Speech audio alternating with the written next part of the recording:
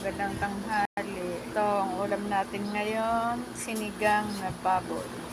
Yan ang almusal natin, di pa nakakain kasi busog pa. Miki, kakain ka na? Anong ulam mo? Ayan, mainit po ngayon. Walang ulan. Kahapon grabe po ang ulan.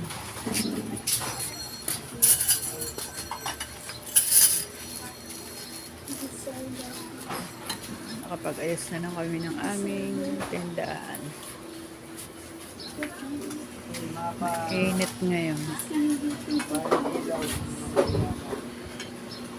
Hello, Mike. Kain na si Mike. Nihintay mo na yung sinigang Mike. Yun na. Tata si Fiona. Kana Angel, kakain na tayo, Jel. Kain na tayo.